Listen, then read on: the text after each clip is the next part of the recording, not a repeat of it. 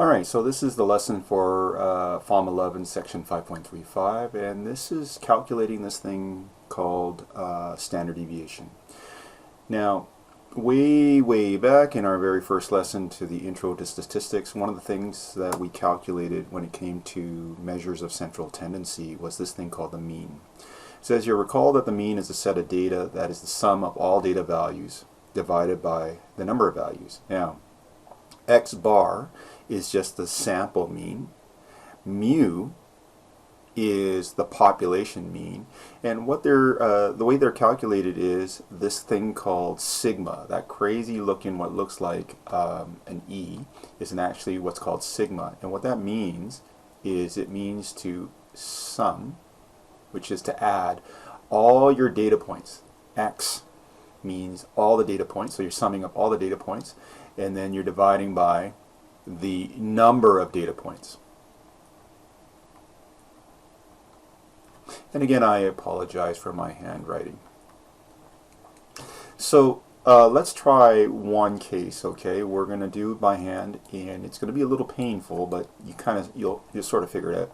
It says here two different classes of students get the following marks. So class A gets a mark of 66, 67, 68, 69, 70, 72, 74, 78, 78, 78.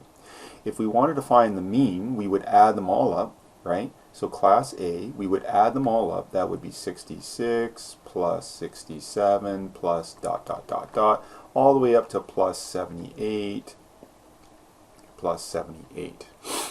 Now, to find the mean of that, what we would do is, of course, then we would divide by the number of students in class A. So that's 1, 2, 3, 4, 5, 6, 7, 8, 9, 10. I'm going to save you the suspense. I've already calculated it. So the mean of class A works out to an average mark of 72. Now I would use the exact same strategy to find the mean of class B. So it's going to be mu and then a little what's called a subscript of B, and what looks like the second class gets the same average, 72. Now when you take a look, it says does the average of the abilities of students in each class, are they the same? That means, are they identical? So if you take a look at class A, well, you know, one student got 66, another 67, 68, 69, and they're all sort of, I mean, the data seems to suggest that they're all clustered together. They're all roughly the same scores. Whereas class B, you got a couple of kids that, well, one kid that failed, one kid that barely passed, some that are slightly doing better, and then we got a couple of really strong students. So if you take a look, class A, class B, are they really the same? No. Class A, they are almost all the same.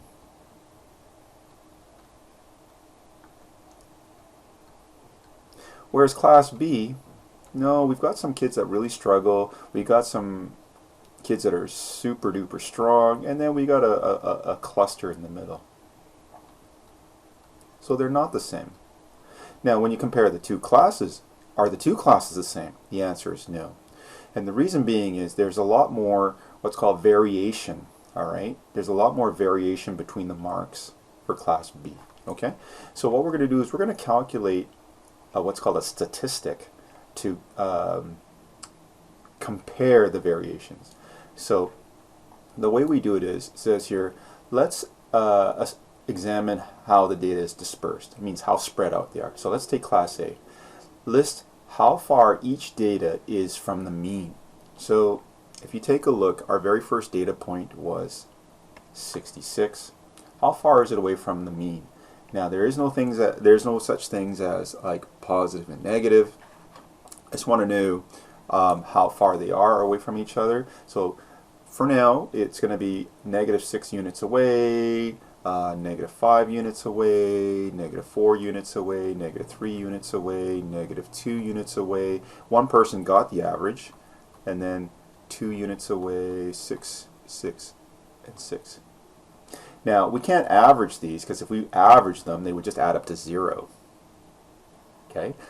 They're all going to be very close to the average. Some are positive, some are negative. If you add them, they would just equal to 0. So that doesn't make sense. So what we do is we're going to square them. So this is why I was talking about there is really no negatives. So negative 6 squared, that's going to be 36. Negative 5 squared, that's going to be 25. And then so on. Negative 4 squared is 16. That's going to be a 9. That's going to be a 4.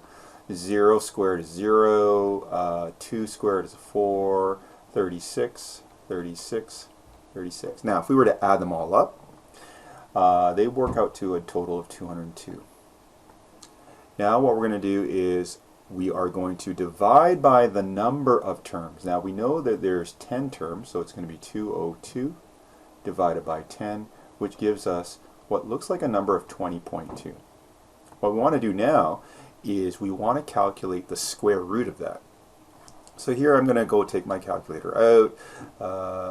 Hopefully you have a calculator with you. So square root of 20.2 gives us what looks like a number of 4.49. This is this thing called standard deviation. It's represented by this crazy looking symbol, and that is actually a lowercase sigma. Okay, the uppercase sigma is what we saw earlier. It's this crazy looking E. All right, that's capital sigma, and then this little, what looks like a little tiny tail, an O with a tail, that's lowercase sigma. And what we just calculated was standard deviation. Now, this looks kind of painful if we had to do it by hand. But what I want to do is I want to show you, we're going to go to our calculator.net again, and our calculator.net, and I think the original, yeah, here's the original homepage, and then we want to select standard deviation calculator, and we want to calculate, or we want to use the statistics calculator. So I'm going to delete all the original old data, and then I'm going to key in the actual scores from Class A. And each score has to be separated by a comma. So 66, comma 67, comma 68, comma 69, comma 70, comma 72, comma 74, comma 78, comma 78, comma 78. And then I'm going to select calculate. Now I just want to double check, do we have 10 data points? The answer is yeah. And I want to go right down to standard deviation. Here we go, 4.4944. And look how quickly it was able to calculate that for us. So what I want to do is I'm going to pause the video, and I'm going to give you a chance to try finding the standard deviation for Class B. I hope you had a chance to pause the video and try it yourself, either by hand or with a very basic calculator or using calculator.net. So I'm going to go ahead and just give you the standard deviation for Class B and Class B standard deviation, which I'm going to denote with lowercase b. So sigma b, it works out to 17.96. So if you compare, the standard deviation for Class A is 4.49. Standard deviation for Class B is 17.96. What do you think the larger number represents? Well, if you take a look at the data, we said earlier that Class A, the numbers were all sort of clustered around 72, so the students are pretty much all at the same level, whereas Class B, there are some kids that are struggling, some kids that are not so strong, some kids right in the middle, and then of course you got some kids that are rocking it. So what do you think the larger standard deviation number means? Well, it means there is a lot more dispersion in the data, which means the data is spread out very, very far away from the average of 72. Okay, and again, I've included some screenshots of a TI-83, but of course we don't have a class set, so I would suggest you use calculator.net to do this. So it says here, look for sigma. The standard deviation is 17.96. What does a small standard deviation mean? What can you gather from a small standard deviation? Well, that means small standard deviation, I'm going to use the word or the acronym SD. Small standard deviation means all the data is close to the average.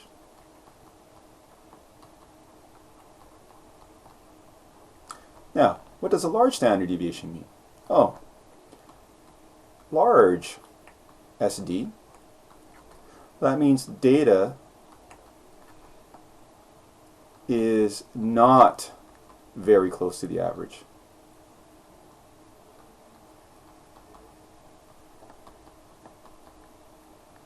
And again, I apologize for my handwriting.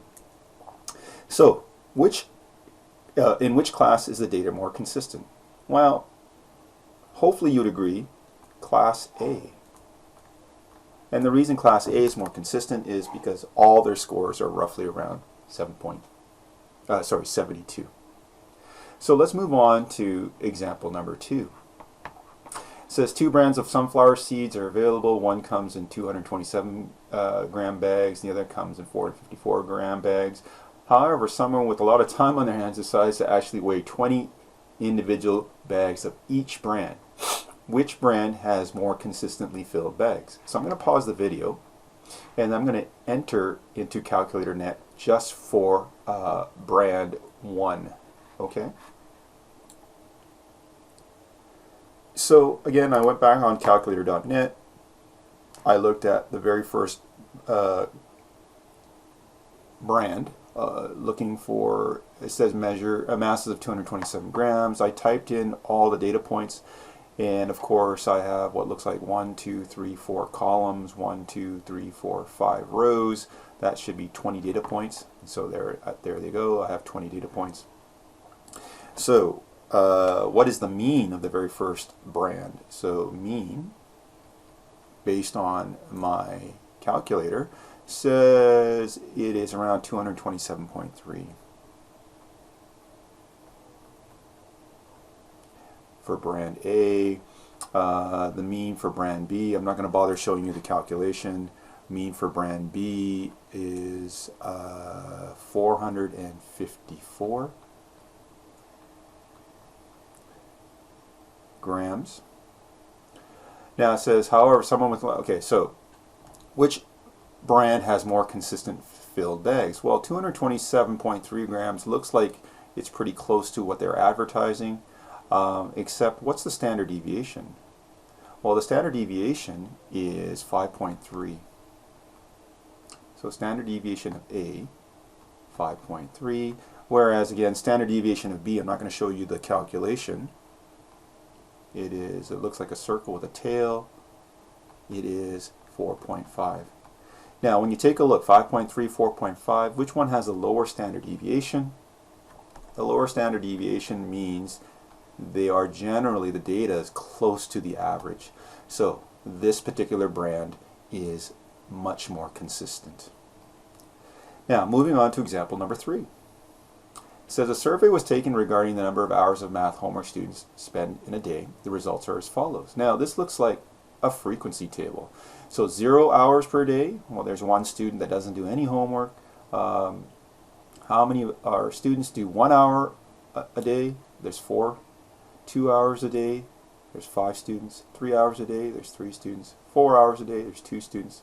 It says here, how can we find the mean and standard deviation of the data in the presented, when the data is presented in the fashion above? Well, using Calculator.net, what you have to do is you have to actually list them all out. So 0 hours a day, that's going to be one person that does 0 hours. 4 people do 1 hour, so that's going to be 1, 1, 1, 1. 5 people do 2 hours, 2, 2, 2, 2, 2. 3 people do 3 hours, 1, 2, 3. And then 2 people do 4 hours. So I'm only going to write that twice. Okay, so now I'm going to go down to Calculator.net, and then I'm going to type them all in. And here we go. So we got one person that does 0, 1, 1, 1, 1, 2, 2, 2, 2, 2, 3, 3, 3, 4, and a 4. So let's just make sure we have 1 plus 4 is 5, plus 5 is 10, plus 3 plus 2 is 15. So if I hit calculate, there you go. I have 15 data points. And what is my mean? So it looks like on average, we have kids spending roughly 2 hours a day. And what's the standard deviation? Standard deviation is sigma, which is 1.12 hours. Okay? I hope this makes sense.